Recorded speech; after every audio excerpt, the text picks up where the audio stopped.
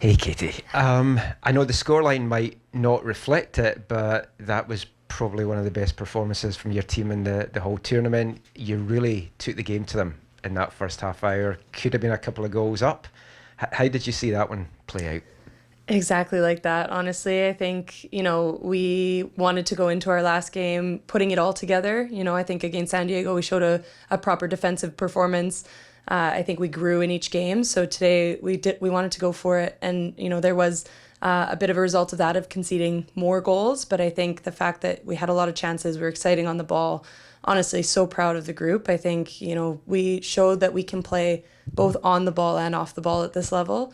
And I think just that, full picture is where that next step is a little bit different in terms of those professional teams. But really, really proud. I think the opportunity to be able to be on the ball a lot more today and be exciting as we are in our regular league is a really cool thing. It's been a crazy year, crazy 6 months, I guess. So you've had the League One, you've had interprovincials, you've had this run, and now it stops for a few months. How do you keep the girls engaged? Because they've been playing at this high level, they've had this kind of lifestyle. How do you keep them at this level now to go into next year? It's a great question. I think, the fact that we will have a professional team next year will keep them hungry, and it's the right time. They've got a taste of it.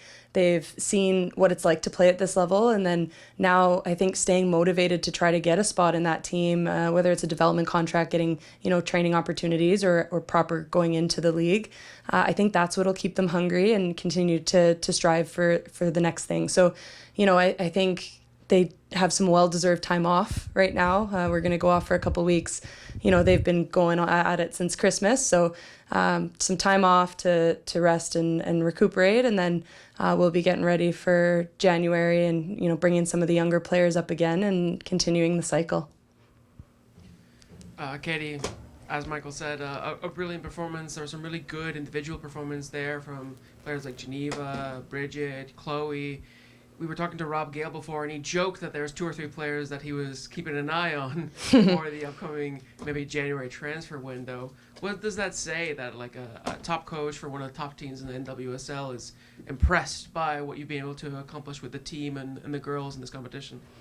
I think it's a credit to the work that the players have put in. As somebody like a Geneva who's been in the program since she was a child, I think, and sticking around this year for this tournament and getting ready for what's next in her world. Some of the younger ones, seeing their opportunities come up. It's a credit to the work that they've put in. We've had many a day where they've played a game and they've had to top up and do extra running. And it's all of that, those little things that they focus on day to day that have given them this opportunity. And I think, it's about time people are noticing, players like that really are, I think I say it every time, but are ready to be stars at that level. And obviously, with the Rise coming next season, there's a lot of question marks going on about what the future of the academy and everything is here at the Whitecaps. But for yourself, what would you want to be the next step, both for yourself in your own career and for the girls, and what's next for them?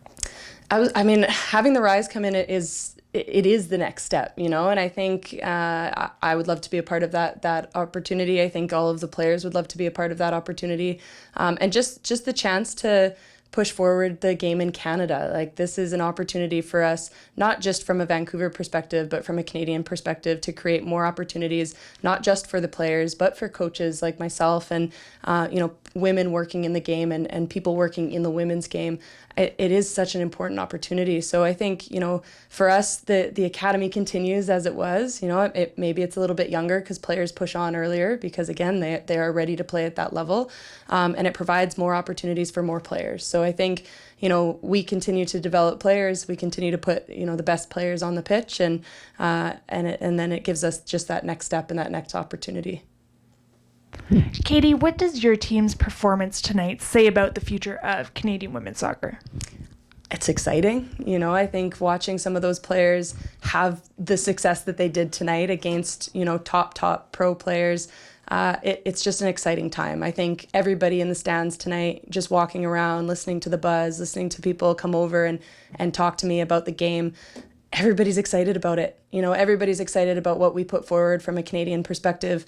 This is a primarily Canadian-based team. And so I think if people tonight aren't excited and ready and already buying tickets for 2025, I think everybody is, to be fair. So, really exciting and really proud.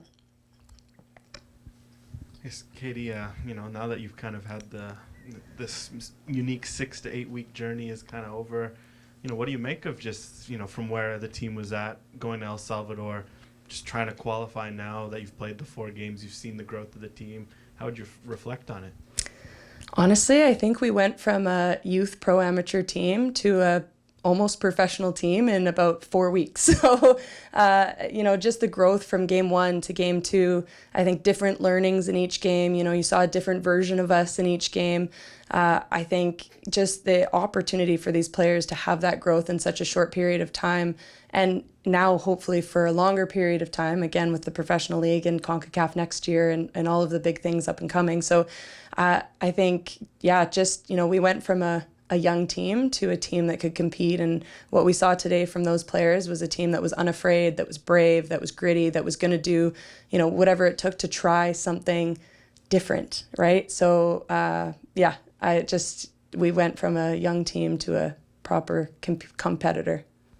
I guess just how exciting is it now that there's going to be the chance to, make sure the momentum isn't lost? Because, say this had happened 2-3 years ago, this tournament happens, it's kind of like, what's next? How exciting is it now that there's a launch pad to something that's so close, that's so tangible? It definitely is. That the timing couldn't be more perfect. I think, as you said, if this tournament happened a couple of years ago, it might have been difficult to keep the players motivated going into January, going into February, going into next year, because they don't have a pathway or haven't had a pathway.